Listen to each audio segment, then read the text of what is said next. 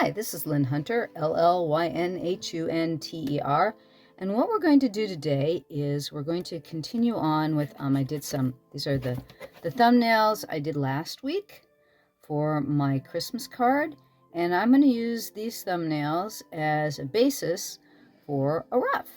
And we're going to go into how I personally work on a rough for a painting. This particular piece is I'm art directing it myself. So I'm the art director on it. I don't have to listen to anybody. I don't have to have anybody's approval for what I do. This is all mine, so I can do anything I want. When you're working as an illustrator for a company, you often have to have an art director, and the art director will tell you what to do. And I'm going to go through real fast some of the tools I'll be using. This is a Tombow clicker pencil or mechanical pencil. It uses 0.5 leads, and this one's kind of cool because it has a this particular mechanism on the pencil. You push it down, and you can push down the lead, and the lead extends down there. And when you're done doing that, you push this particular the clip up, and then your lead is solid and stays in place. And then it's got a twist up eraser, so the eraser twists up and down. I'm not as fond about that because once I start using the eraser, if you erase in one direction, it'll start screwing out or screwing in. So that I'm not a fan of, but what I like about it is the weight. This has got a really nice weight and feel to it. I bought this one at Kinokuniya, one of my favorite bookstores in Los Angeles and San Francisco. They're a Japanese bookstore, and they always have the best pens and pencils. I would highly recommend checking them out. You can go online. The other place where you can get these are Tombow type pencils. Jet Pen, I think, has them, and so does Amazon. Amazon has just about everything. This is a Scott lead holder. What it is that you press on this little the button at the end, and an entire lead comes out. This is like reduced in size. The leads are usually about this long, and they sell them in dozens or in tubes. And this particular lead is a 2B. I like 2Bs in most of my leads.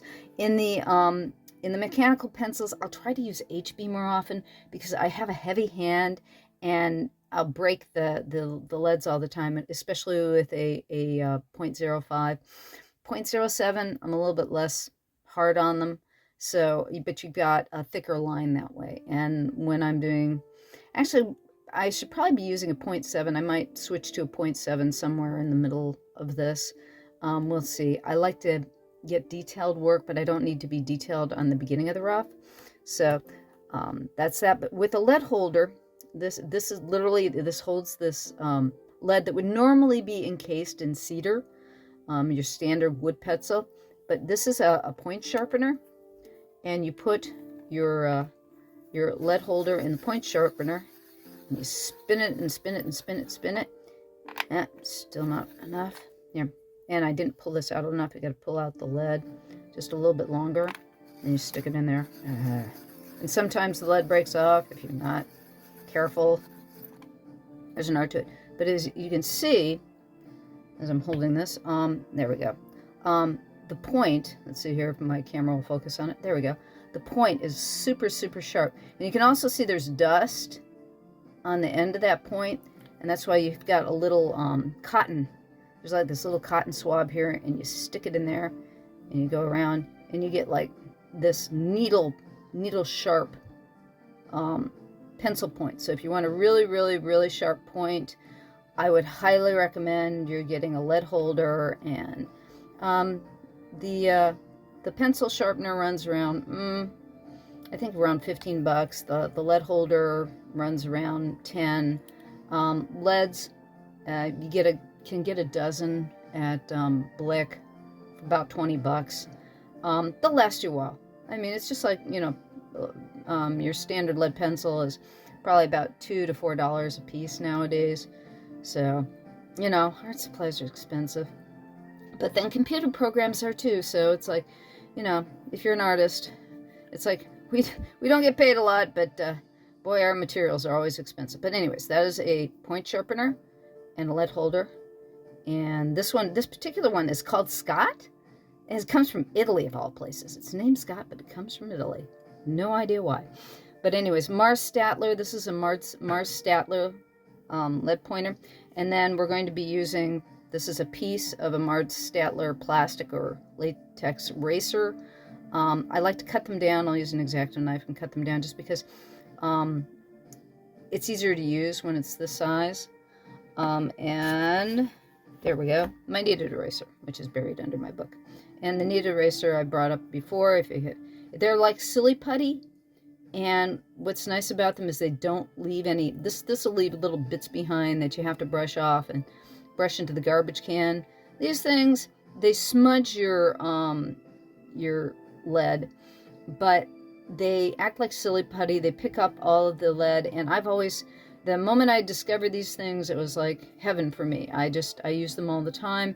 You can get them at your local Staples. You can get them online. It's a kneaded eraser, Kneaded. And it's just basically rubber that's had air whipped into it. And the final thing we got here, we've got a nice ruler. This is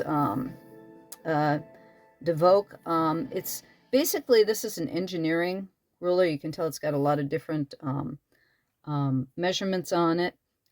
It's got the British, the inch on one side and the centimeters on the other. But what I like about this one is that, let's see if I can show you on the side. You can see it's got that bump. It's designed actually to be a magnifier. But what I like about it is it'll tilt. So it's like here. And if you're drawing a line, especially if you're using an ink pen, you can put the edge of the pen across so that nothing is going underneath the ruler. So if you are doing some inking where you've got a liquid ink, it won't go underneath your straight edge. So that's kind of a nice thing to have. Or if you can find some of the cheaper straight edges will have that, so that they lift it off. If you have, it's like I've got some metal straight edges too. The only problem with metal straight edges is the notches will pick up, they're kind of like bumpy sometimes. But if you are going to get one with cork on the back side, you still have to be careful about ink leaking underneath. So, and you can't see underneath these. It's kind of nice to have a ruler that you can see underneath. We're not going to be using the ruler a lot in this, but this one's relatively large, and we're going to be doing, this piece is going to be a relatively large piece, so I'm going to be turning on and off the video while I'm doing it so that hopefully I can condense down several hours into maybe no more than one if we're lucky. But we're going to probably do the rough, the inking, which is going to be in ballpoint pen, the painting, and then the finish. I'm thinking over 4 videos. We'll see. I'd really like to condense them down more, but then you don't get to see as much. It's one of those kind of things. So there's kind of a trade-off there.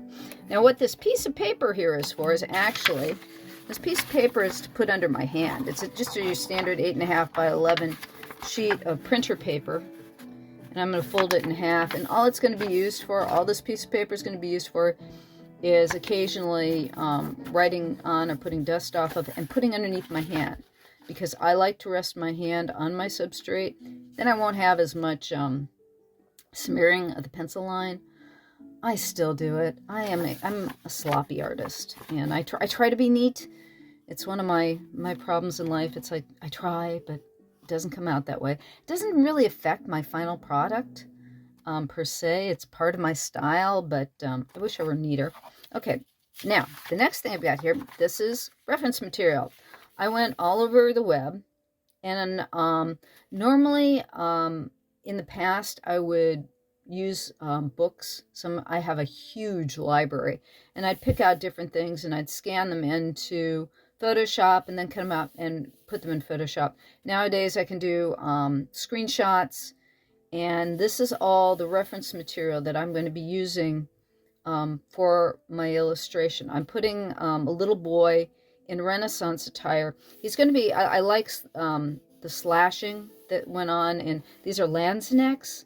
Lanzknechts are a particular mercenary that were around during the 1450s to 1550s in Germany and in Switzerland, and they had wars all over the German states at that time, and these mercenaries would hire themselves out, and basically the clothes on their back were their wealth.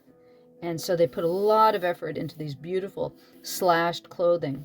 And I'm going to make the boys' costume based on a combination of these. And it's like there's not one costume that I really like. And so I want a lot of different costumes. And I'll figure out what it is that I really want to do with this costume while I'm drawing. And this is our hero. This is Flynn. He's the son of a couple of my friends. And I asked them if they'd allow me to use his face in my Christmas card this year, or my holiday card, really, because every year when I do a holiday card, I do it as a celebration of children and music and dragons, and that's kind of my holiday card every year. So that's our reference material while we're working. And then this is our substrate. This is what we're going to be working on. This is Arches. It is a French paper. You can get it in, this is a block. This is watercolor block. They're rather pricey, especially at this size. And you can see on the edge, there's this dark black glue that all the pages have been glued together so that you do not have to stretch the watercolor paper. And I'm going to be drawing directly on the paper rather than doing an extra rough, because like I said, the only one who has approval on this is me. So I've found as an illustrator, I save time rather than doing the illustration on a separate sheet of paper and then transferring it onto the paper.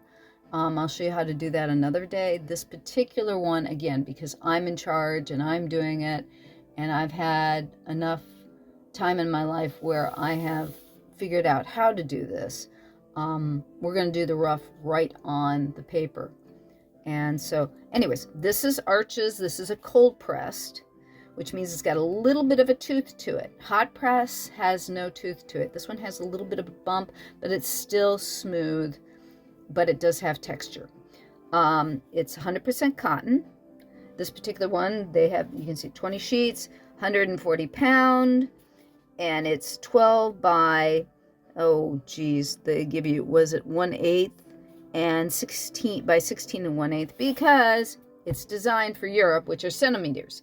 So here it says 20 feuilles. I have no idea if I'm saying that correctly. It's French. 300 gram, 31 by 41 centimeters. And it's 100% cotton rag.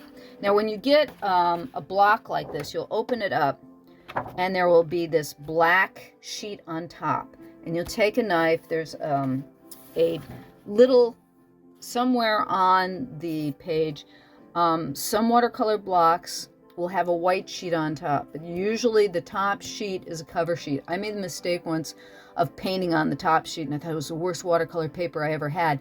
And what I didn't realize is that they had put a white cover sheet on the top, and what I was painting on was the cover sheet and not the paper itself. So you'll take a knife. This one's already off, but I just wanted to show you what it would look like once you open the block.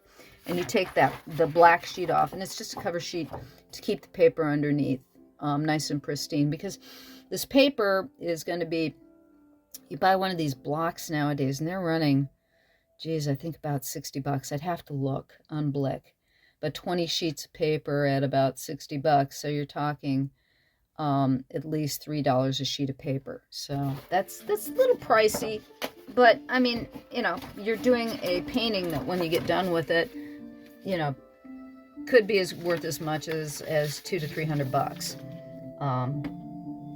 and even more if you're doing really detailed work. One of the things, if you get a chance, watch Great Expectations with Gwyneth Paltrow and River Phoenix in it. He plays an artist, and it's a really cool version of the film or the story. And there's a point in the movie where Gwyneth Paltrow's fiance says, "How do you charge, by the inch or by the hour?"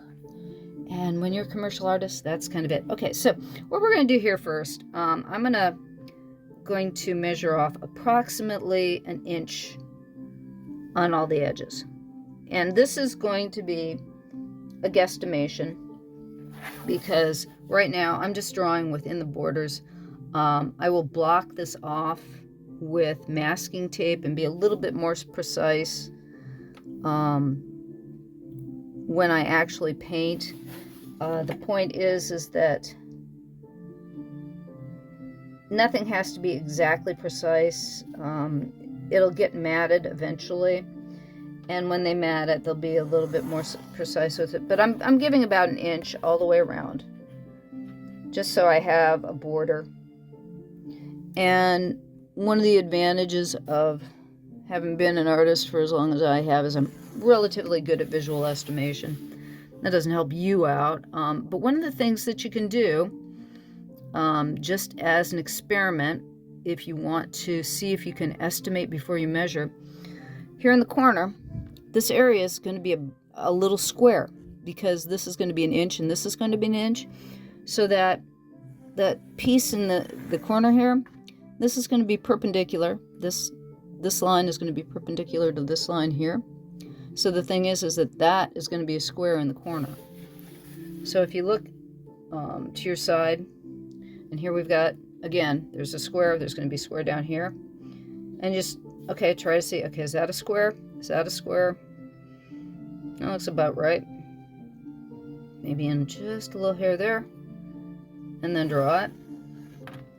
And then measure it. And go, yeah, that's a little over an inch, about an inch and an eighth. But it's about an inch and 3/16 up there, and it's about an inch and 3/16. Yeah, it's about an inch and an eighth down there. So I'm gonna throw it just a little bit down. So I guesstimated a little bit off. Yeah. But, and then, you know, just take your kneaded eraser and pull back that line. Measure it again, it's probably about an inch now. There you go.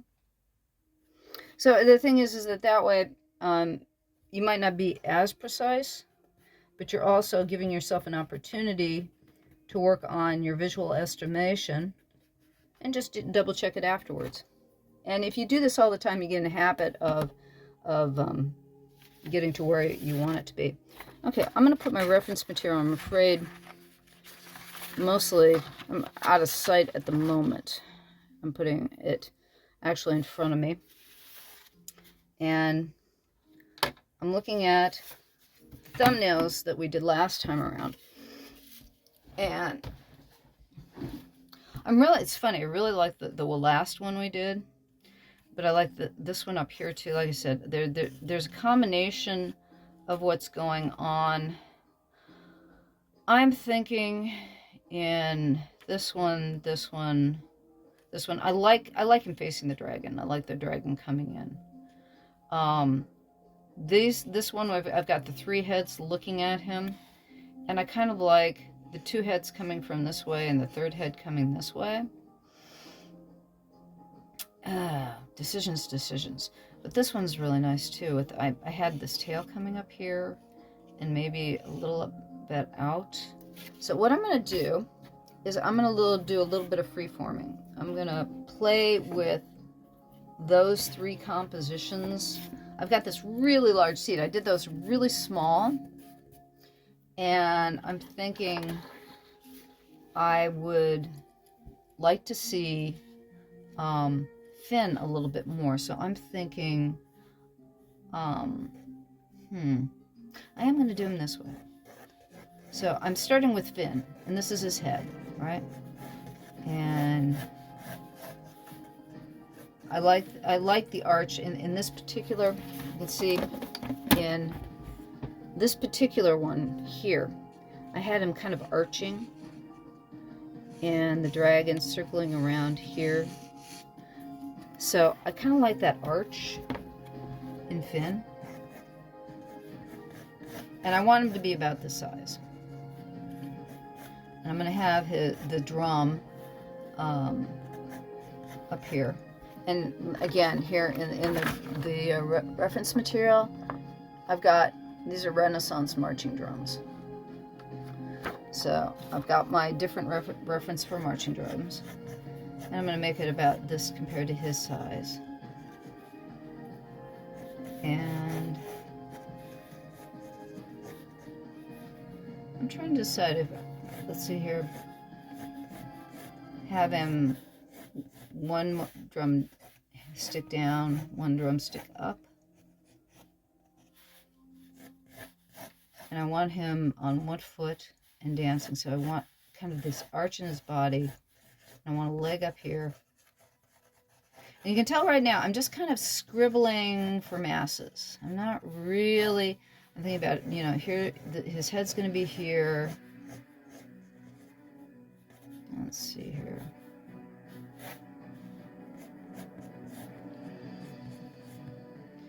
I'm trying to think how you're going to hold, he's going to hold the stick.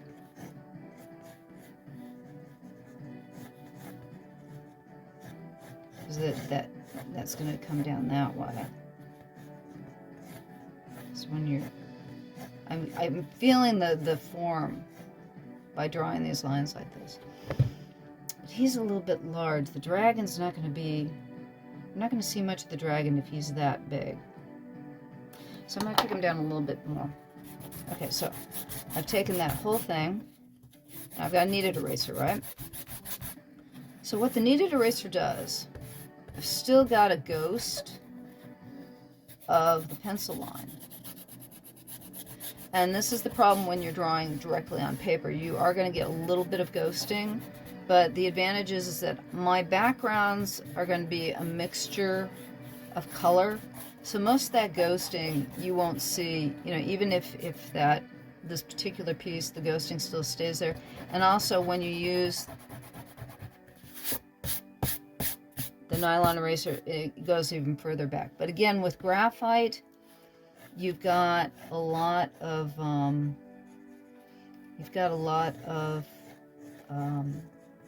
how shall I say it? It's not petroleum. I don't know if I want to. Do I want him?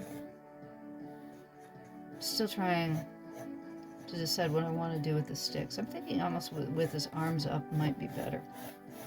Okay. I didn't take him down much. Yeah, that's kind of the size I want him. It's like I keep on going, he's not getting much smaller. But that's, I want him to be at least that size in the card. So, now, with the heads, I want to have one dragon here. And since his arm's up here, I'm going to be doing a little bit different. I'm going to take 3 heads. That I originally, if you looked on this one, I had the 2 heads here and the 1 head coming around.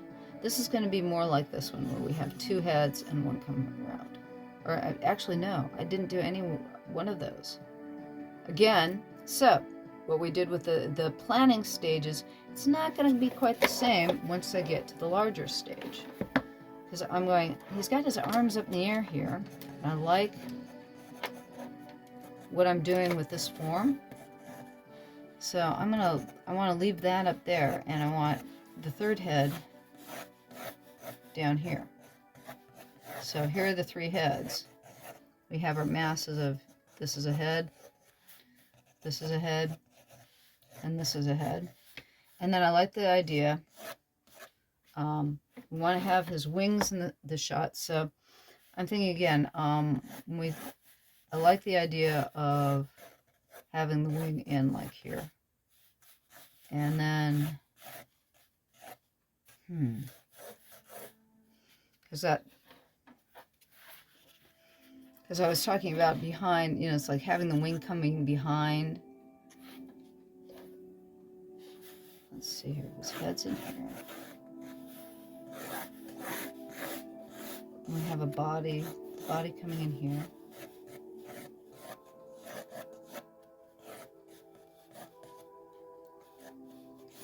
And a tail. Because I want kind of a C form here.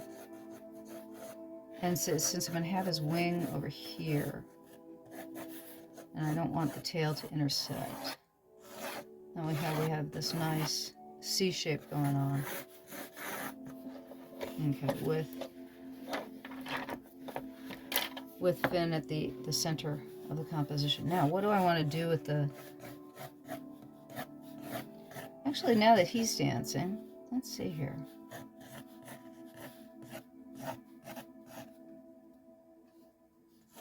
Have the other wing come over here and have it like, you know how if a wing is on its edge, you don't see the whole thing? So we'll have another wing come here. I'll have this wing here, going back that way. This is like the arm. Because if you've got wings that are like bat wings, this is the hand. And like, there's going to be a finger there and a finger there. And then it goes out here. And so this is, he's going to have 3 fingers. Maybe put a 4th one there. Because most mammals, if this is based on a bat, have 5 fingers still, even if it's a bat. And just keep that there. Oh yeah, that's working. Okay, and then we're going to put one head here. One head here. Have the neck come around.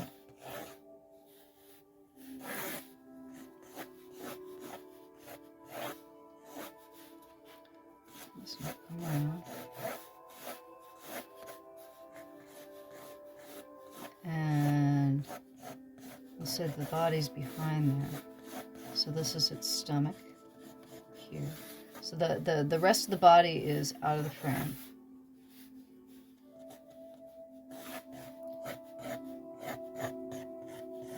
And we're going to have one little leg up here.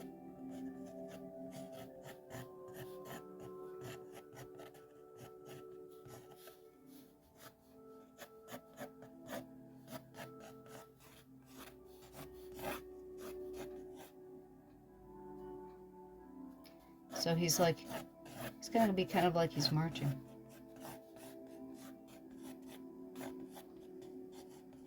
And another foot here. And toe up.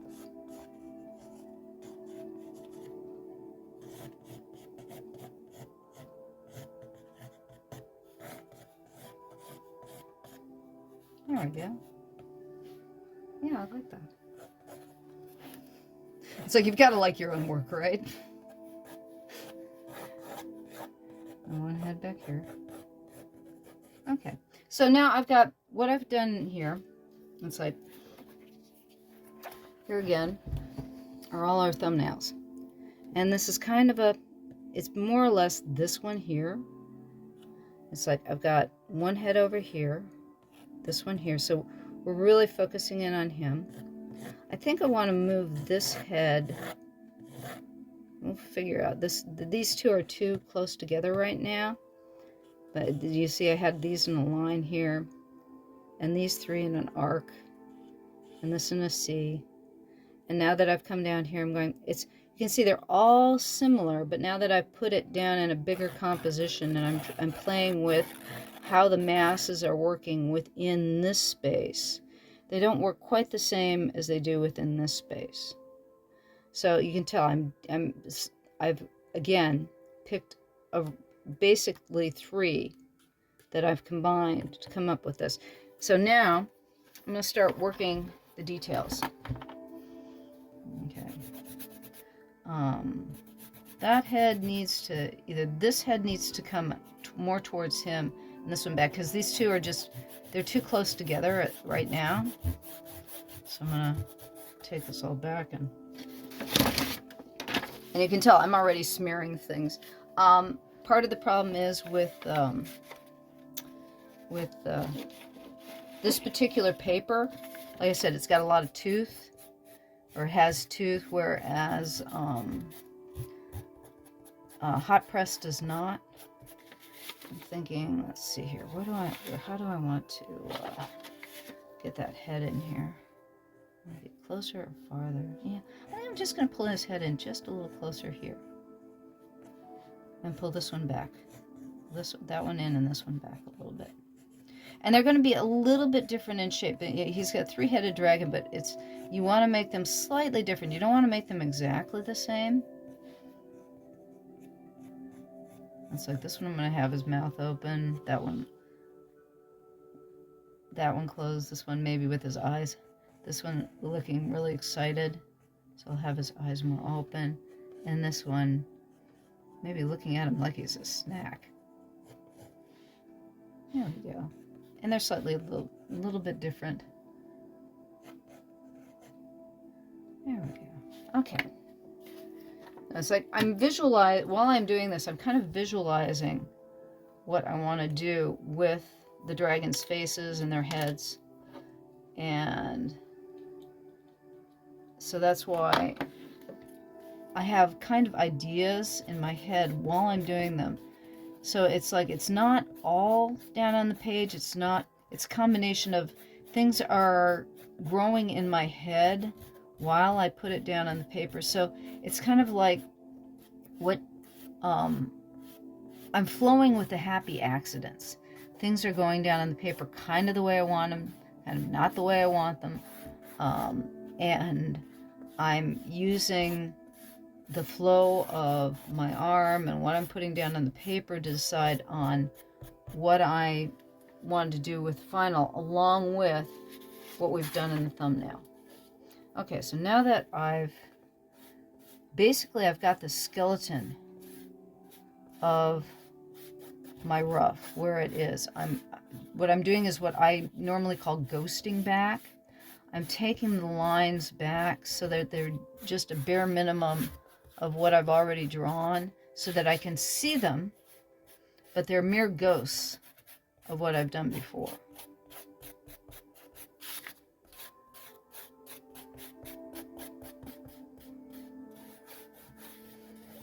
Okay, now I'm going to start roughing in. Let's see here. I'm going to start with, we know where Flynn is going to be, but I'm going to block him in just a little more. I want him to have what I found. I looked online. What is the hat they call in the Renaissance? They call it a beret. It might be called a Landsneck beret. The Landsneck beret, or which will have like little vents in it. Or like flowers. It's almost like a 5-petaled or a 6-petaled flower, and I'll have a brim on it. And then, being landsnecks, a lot of the times they would have ostrich feathers. Ostrich feathers were just brought in from Africa at that time, and it was a big deal. You know, how wealthy you were was determined by the number of ostrich feathers you had. And they had, let's see here. I'm not going to actually do detailing on his face as of yet. Right now, all I'm doing is kind of blocking in the kind of, I want some of his bangs to show he has some cute bangs. Let's see here. But I'm just blocking in approximately where he's going to be. Okay, it might be a little bit bigger on his face. And I think I'm going to give him really big sleeves. And try to decide. And the fun thing with this attire is that it doesn't have to be the same on each side. Okay, so here's one of his drumsticks. And this is his knuckle, thumb underneath. And I think I'll put the other one up here.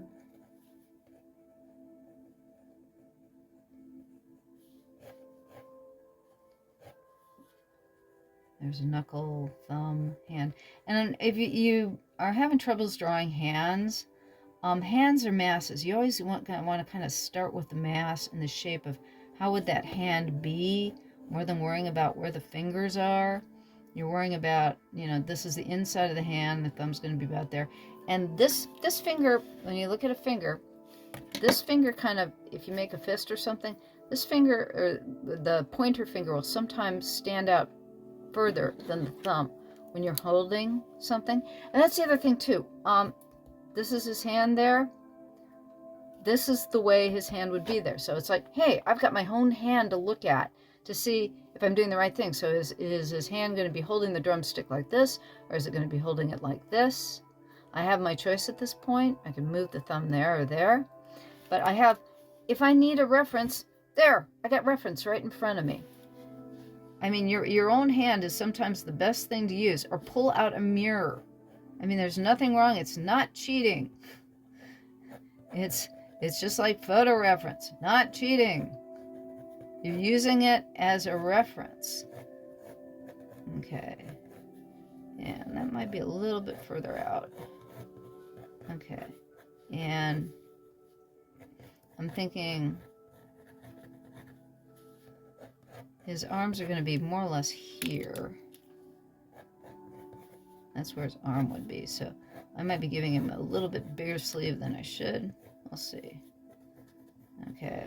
And then they usually had some kind of belt around the waist. And he's got his drum here.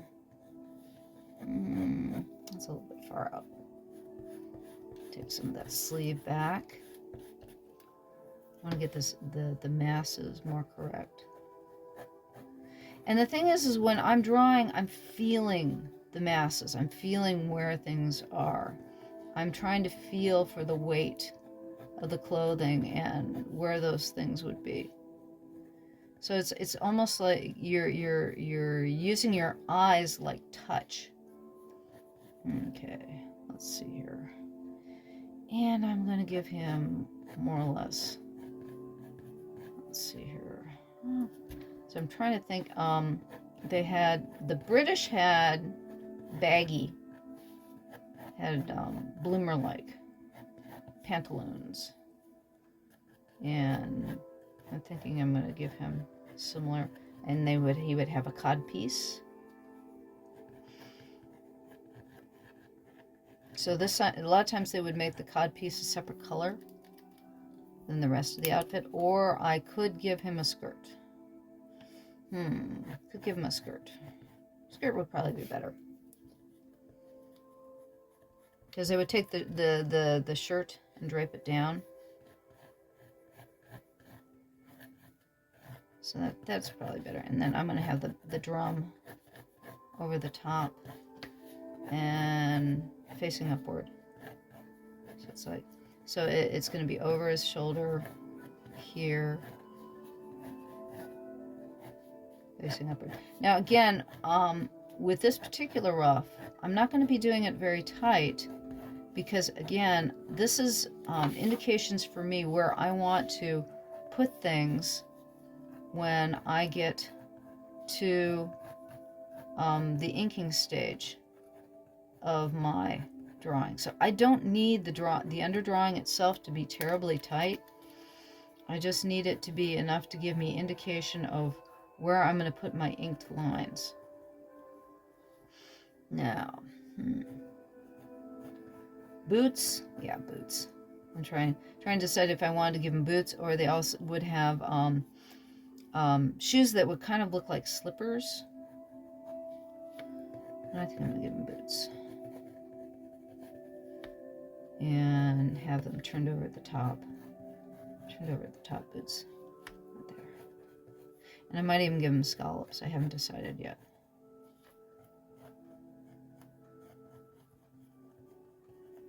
Actually, this is very, as I realize I'm going, God, I think this is a very similar pose to what I did in his sister's painting. I was like, wait a second here, I better take a look at that. It's kind of a similar pose. May want to do the legs the other direction.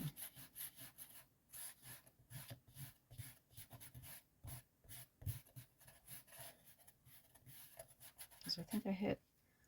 It's like,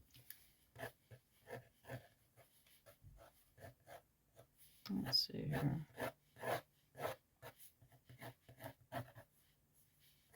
Actually, maybe that way instead. So play around with the legs again.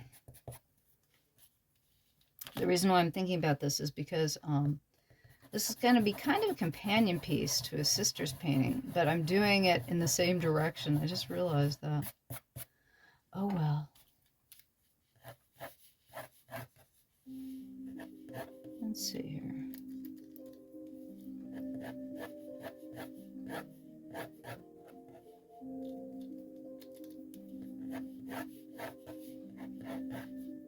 As I'm losing my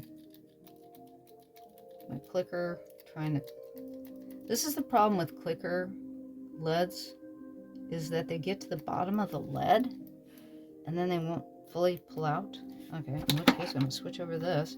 Okay, again, right now, my pencil is like down to nothing. It broke off. So I'm sharpening it. No, not quite enough.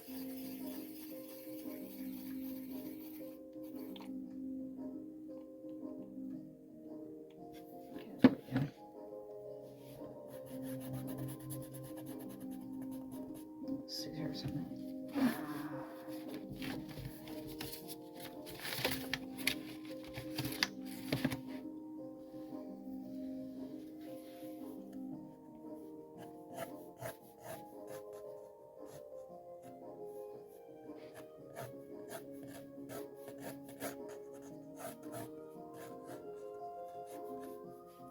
Let's see here.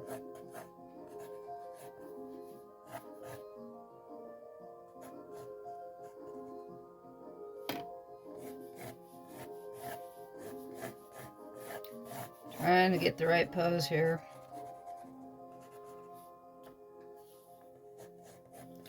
Okay. When something isn't working, leave it alone. Go to something else. Okay, so I'm going to work on the dragons. It's like, that's not quite working where I want it to. Okay. All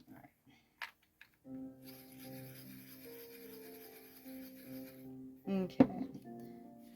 And with the dragons, we're going to give them eagle beaks.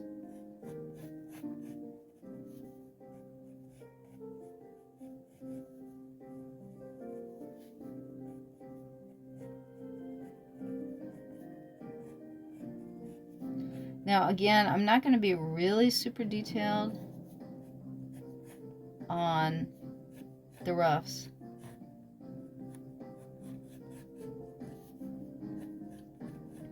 Because I'm just setting this up more or less for what I want to do with pen work. Because the pen work is where I'm going to get detailed. But I want to set up enough so that I'm not having to come back and but I might, the thing is that I also will come back with pencil a lot of times after or while I'm working on the pen, because I haven't given myself enough underdrawing to figure out what I'm doing.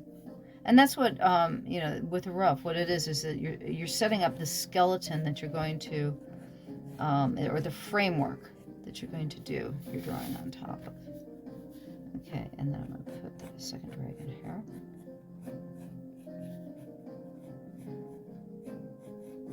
And he's going to have like smiley eyes. You know how you kind of close your eyes and he's listening to the drum beat and he's really happy with it. So he's going to have just... It's like, I like that. I think I'm going to give him maybe a little bit of a beard. And maybe give him a little bit of a twisty horn. Let's see here.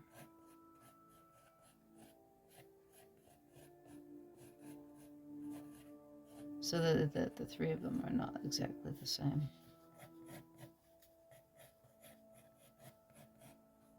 And make their frills slightly different too.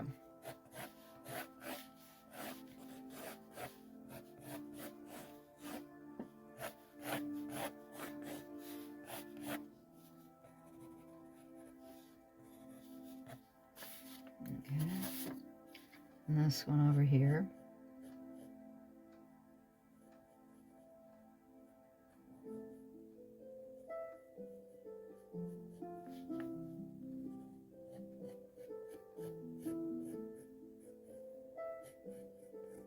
Give him a little bit of a hook beak, maybe.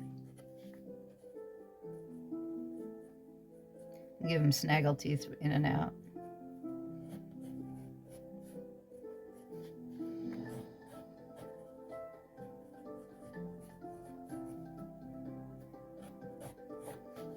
Let's see here, what kind of... His neck's going to be coming through here. So... maybe give him more cow-like horns. Or no, goat-like horns. There we go. Somewhere in between. Maybe heart-shaped. There we go. Give him heart-shaped.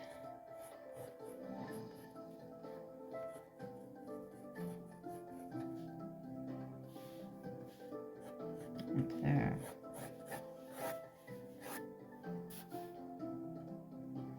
Now, do I want to give my dragon frills on its back? I'm thinking maybe kind of give him like uneven frills. The last dragon that I had more like was a Welsh dragon, and this one's just going to be kind of a wyvern. Like I said, it's a three-headed dragon. It's golden boy. This is going to be a golden dragon.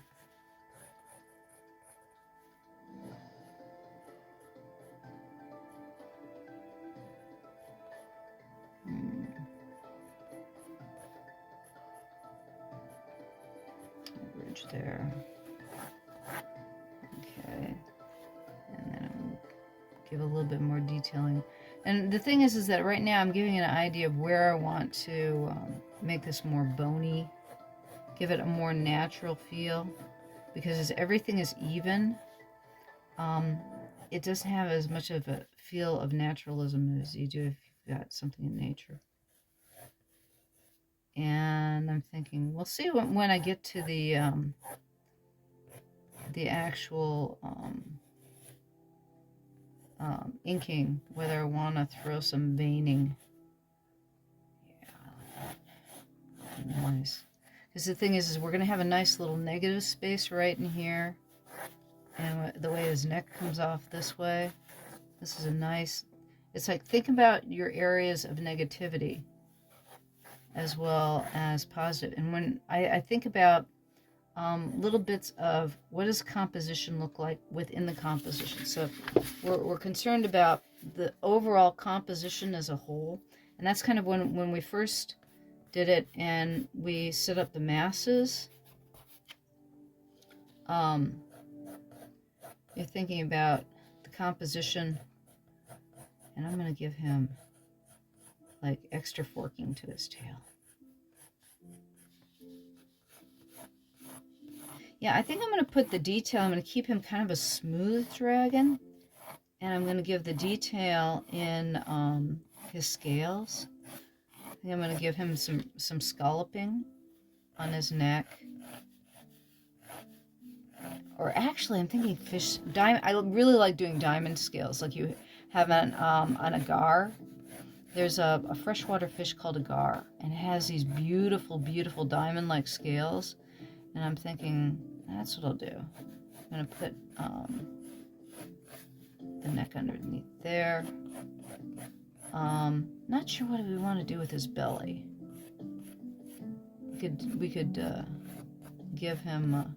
you know, it's always fun to give a snake belly, because snakes have the straight across scales primarily because that's how they grip the ground with their these overlapping scales on the stomach, which are not necessarily needed when you're a flying dragon. Let's see here.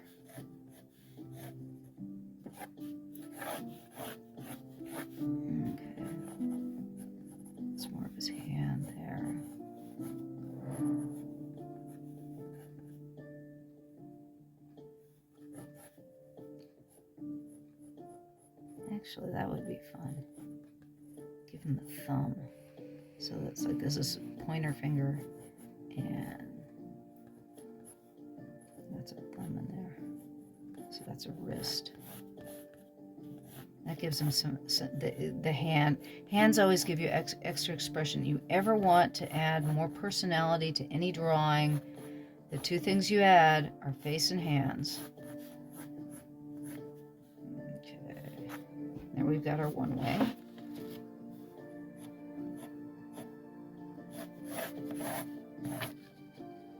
And this is the other one. And it's got to have, let's see here, where's that other vein? Put it there, I think. Because we're going to put his foot in here. The question is that, let's see, put one leg up here.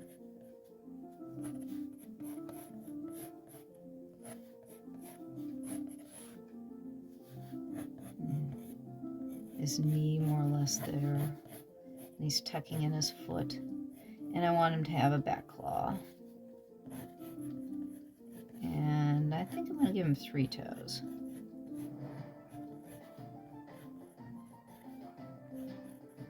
Actually, it would be 4 toes because he's got that heel toe for, you know, gripping. So he's got the thumb in the back.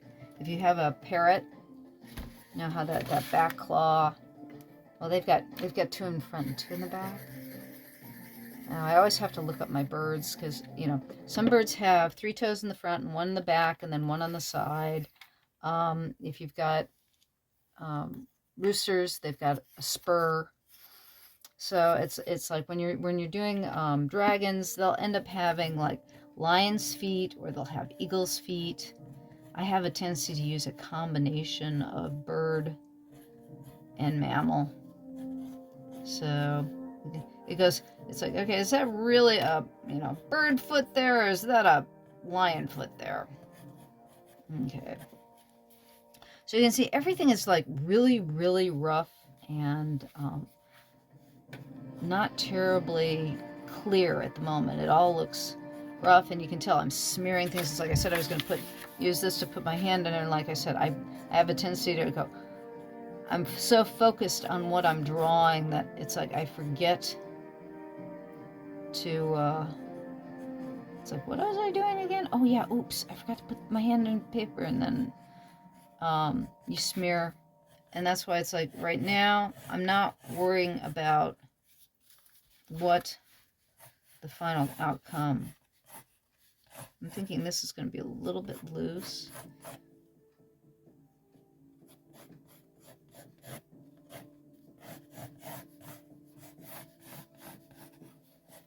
And that'll be going that way. And again, this is going to be off the painting. This is not going to be seen on the painting itself, but I'm drawing through where that cropping is going to be. Let's finish off this.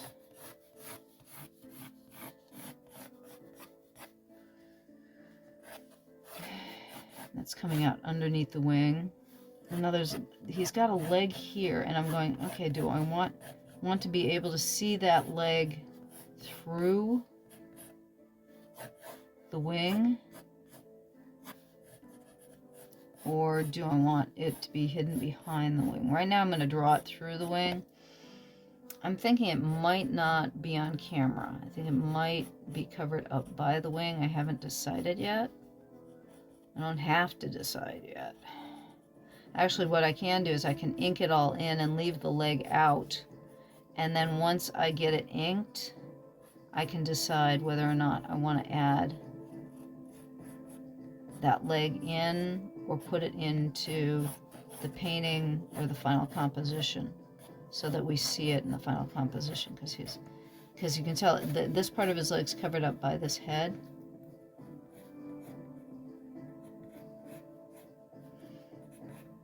Okay. I can probably be playing with those horns a little bit more because they're not quite the way I want them to be. Horns are always challenge, especially if you're trying to do,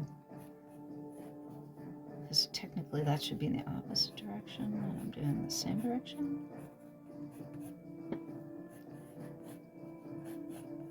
Yeah, they need to be two opposites. So it's like that one's going in one direction. Thinking about how do you rotate the thing in the other direction. So it needs to be more. There. There we go.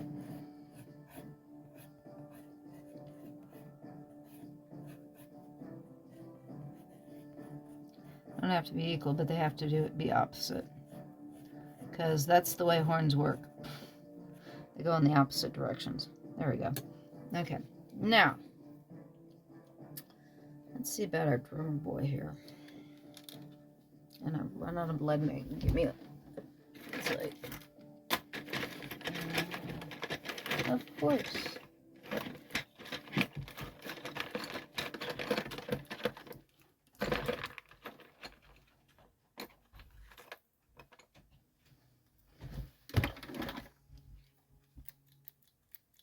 It's like, well, I guess I'm going to another some pen.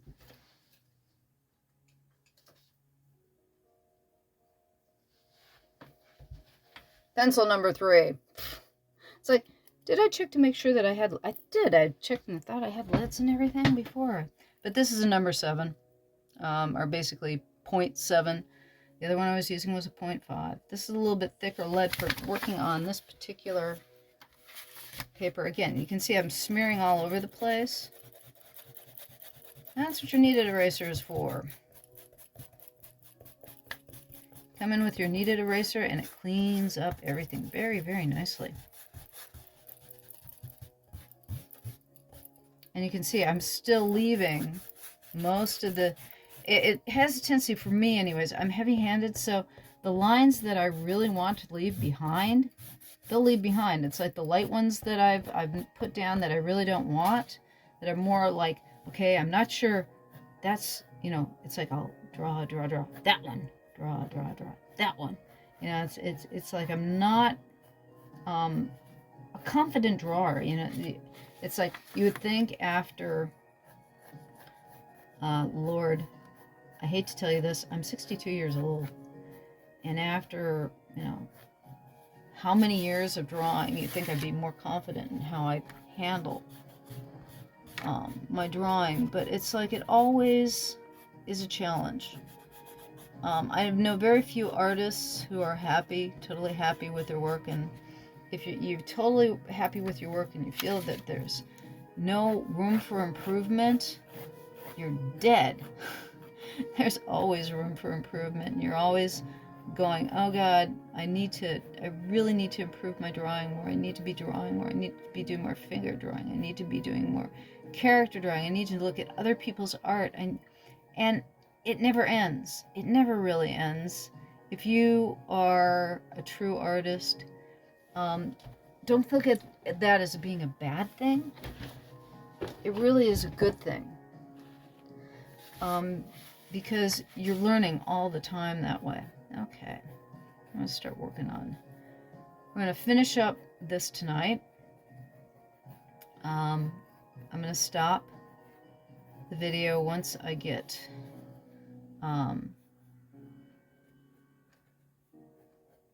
my first round of Flynn done here. I'm not liking the hat at the moment. The hat is not doing it for me. I want a nice, it's trying to get the shape to the hat. Renaissance hats are very, you know, they're marvelous things. If you've ever been to a Ren fair, they really complement people's faces well. And it's like, okay, I'm gonna make a good hat here. Maybe flip it up to the side a bit.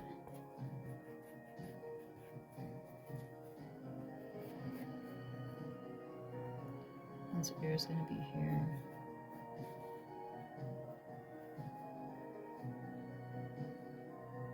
I think I'm going to have him look to the Have him look to this dragon over here.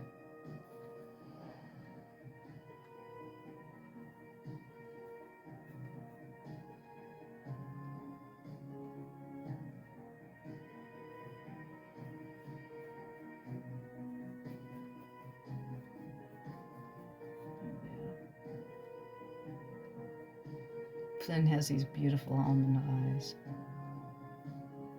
It's really a cute kid. But then again, tell me what kids aren't cute.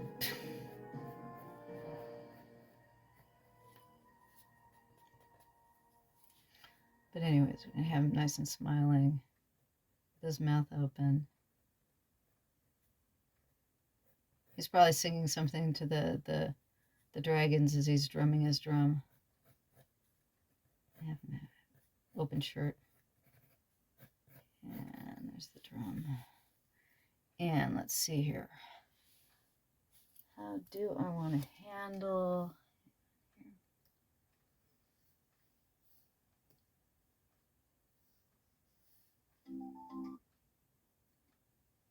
Let's see here. I'm trying, because there's so many different ways I can handle the sleeves. I want to put, there we go.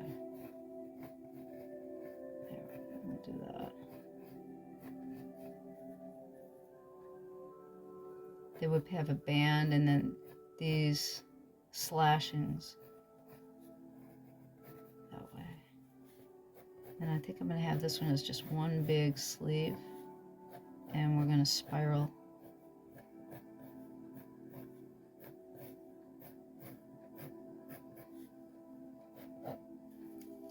They would spiral them around.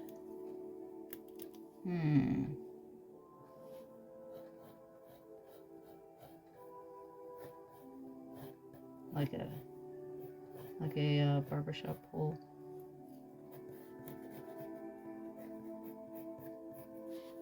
Okay. Have that come in there. And I'm gonna have a short skirt and full.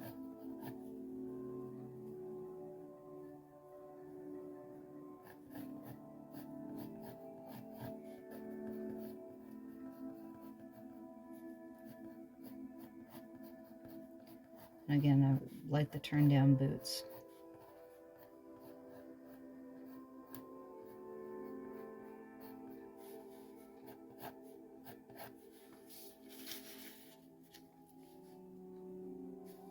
Funny thing is, like I said, I think I've got him on the same pose as his sister. But that's okay. What I might do is then I'll flop it for the printing. It's like they'll have matching paintings hanging in their house, but I'll flop it for the printing.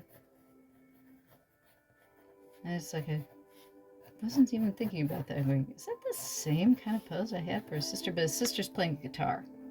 I'll have to check I'll have to show you next time when we get into the inking.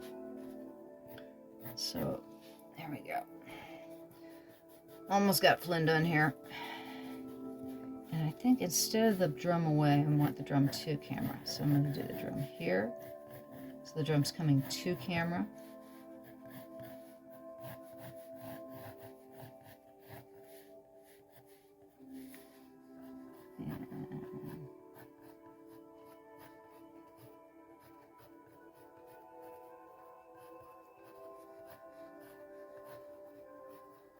Just put there.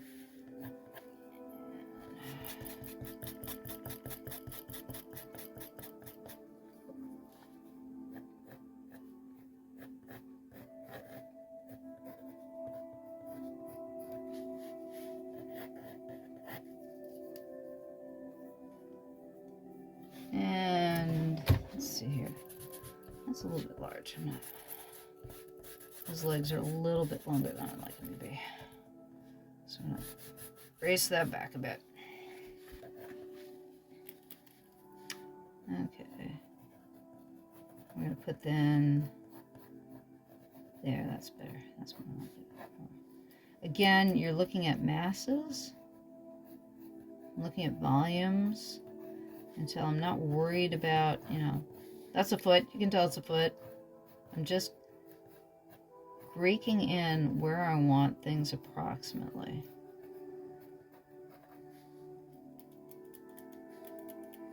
And this is the thing that I just drives me nuts about.